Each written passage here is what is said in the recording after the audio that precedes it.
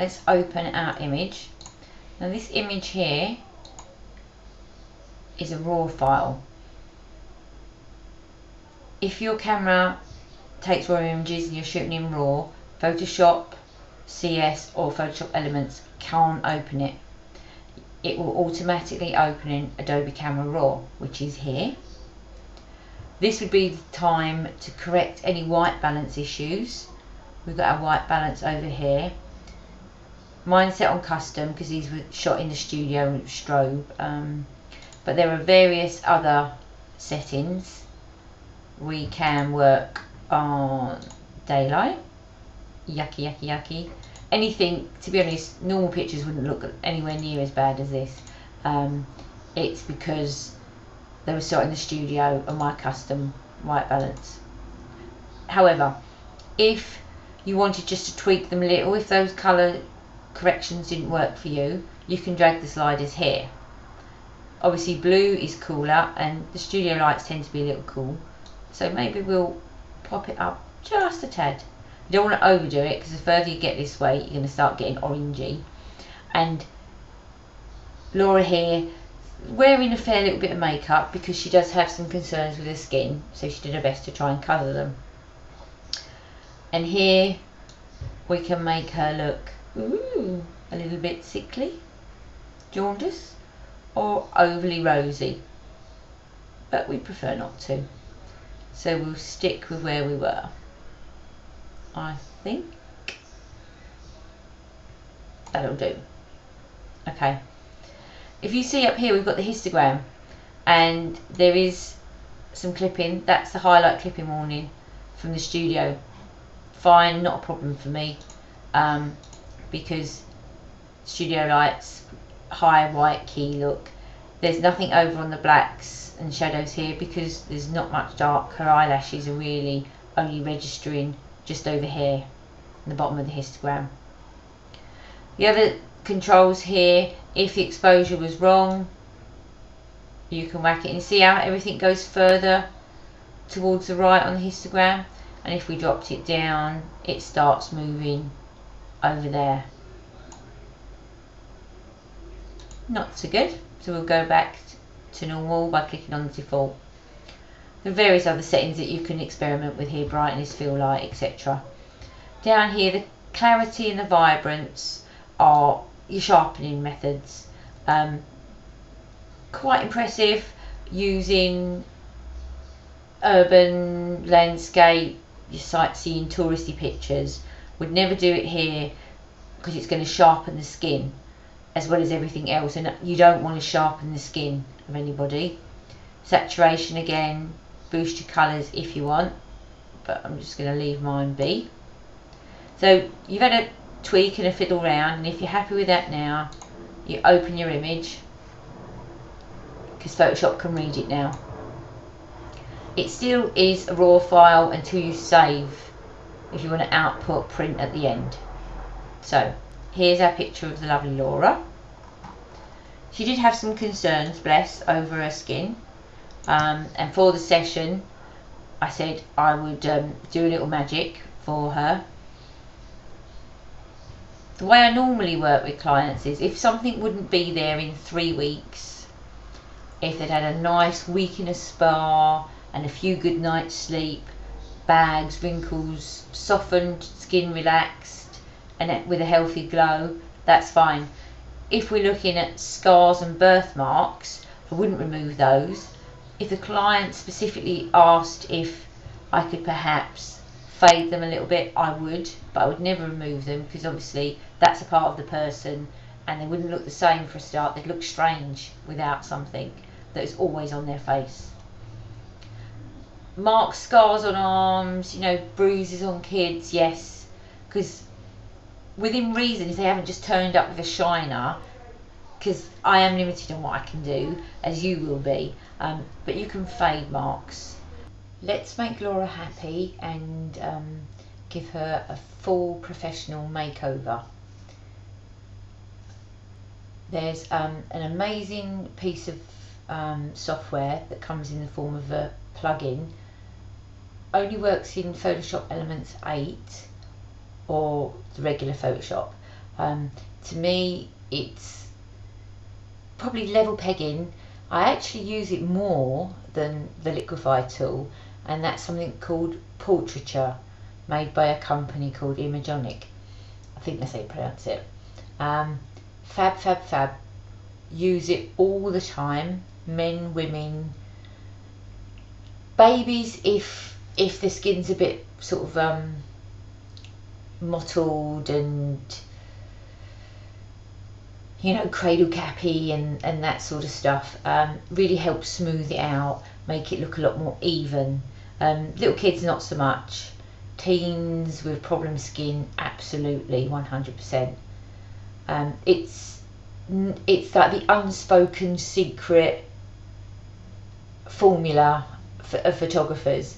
By using this, you change completely the appearance of someone's skin. It's fantastic. So enough talking about it. I don't have shares, I don't get commission. Let's see it in action. So you would install it with the plugins, which we're not going to cover now, but it's quite straightforward. Click on Portraiture and you get a separate window pop up. There are various settings, and that's like the level, the strength of it.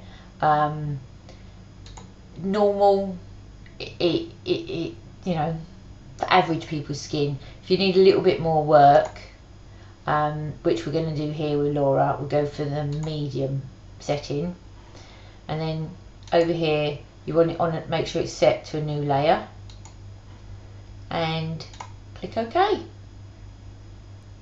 and it will do its thing. Now straight away you can see it's completely smoothing out the skin tones, but also look at the hair.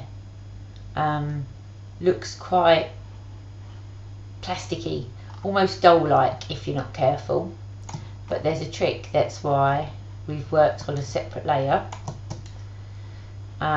If we look at the hair here, if we use the eraser tool on the new layer, press E and it will take you over, and here you just hold the mouse down and drag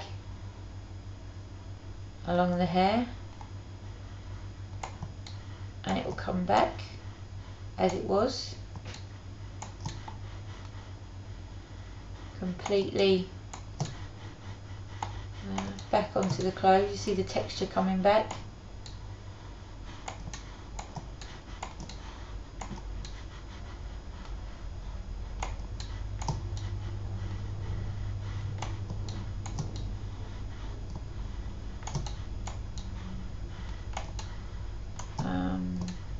Take the brush down, erase the brush down a little bit more on the necklace.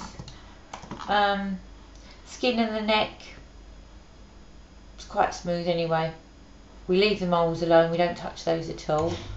We come back up this side of the hair, simply erase it as best we can. Lips I like nice and smooth, but you don't want smooth eyes, so we're going to, oh look, there's me again in the pupil, and we'll take the eyelashes back and the eyes, because we want eyes nice and sharp, bright and alive. There we go. How good is that? So we turn it on and off.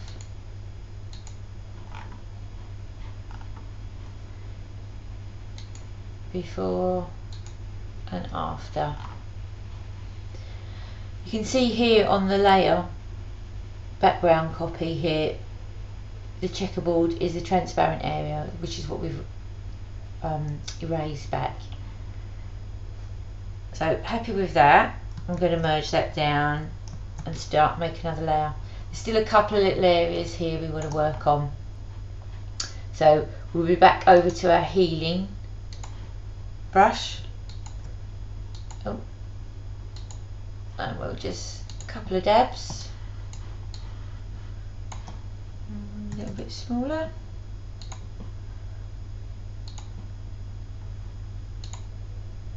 See there, it's having trouble with the since we undo and come back. We'll come back to that one. Let's go over here, work on that one. Right, now we come back here. It's just that little piece of skin there, so let's swap and let's go for the clone tool, sample the area. Forgotten on the modes here. 100%, and there, we're done. Oh, should we do one more area there? Take the brush down. Oh, no, it's not working so well there. Let's go back to clone. Sample the area. There, that will do me. So here's Laura. If we go on the history, we can see before and after. Much more pleasing to the client image. I mean, her eyes are brilliant and it's a nice, sharp, well exposed picture, but if you wanted to do a little bit extra work on those eyes, we would use the dodge and burn tool.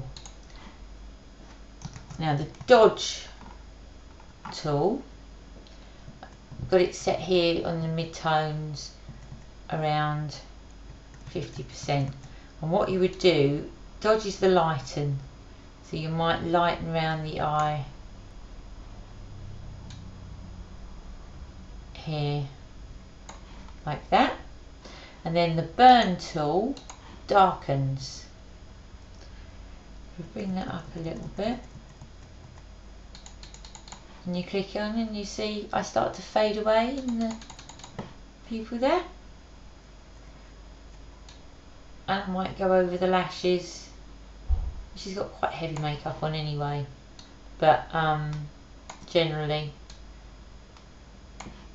we pull back. See, that's quite heavy on those lashes. You see the difference? So maybe stop. Well, that's full on. Yeah, I'm not keen on those on the lashes, so let's pop back.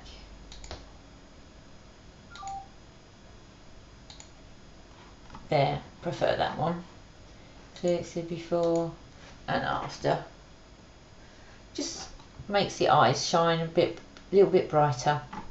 And let's see what we can do in elements without the aid of these plugins. So we're going to duplicate the layer, and we're going to use our brush tool on lighten mode. It will probably be on normal, so slide down to lighten and maybe 50%. And what we'll do is we'll press the Alt button to sample skin colour and take that brush size down a little bit, and we'll start to paint over the skin. Now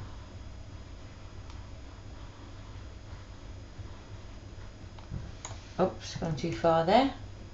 Oh yeah, that's the problem. Each time you do an undo, a command undo, if you've held the mouse down, it will undo the whole thing. So sometimes it's best to click and release, but if you then go over the same bit, you'll be going over it. That'll actually be 60% strength in that area rather than the 30. So it's just something to bear in mind. So maybe work on an area at a time and then let go before you move. Let's bring this in here a little bit more. So here we would just keep smoothing over. Now in all honesty, Laura's skin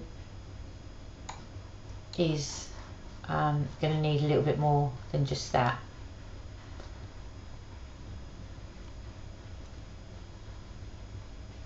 So we'll work around there.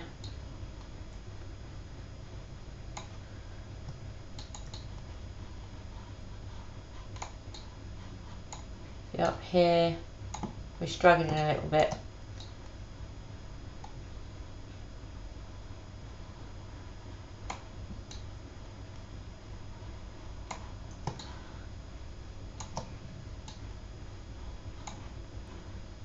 Okay. Problem here is the skin tones and colours are changing, so you would have to keep resampling the area.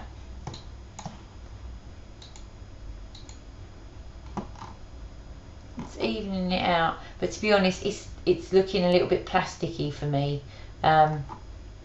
So what I think I would do is carry on with it as best as I can.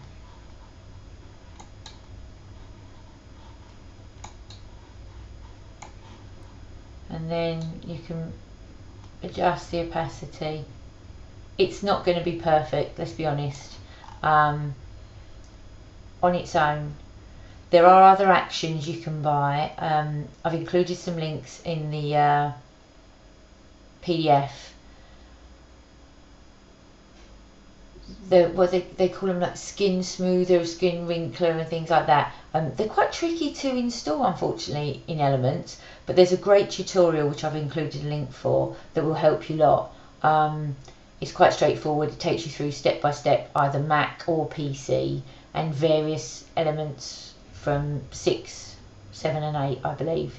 So yeah, have a look at those. Some are free, some are fairly inexpensive, but give it a go, see what works best for you.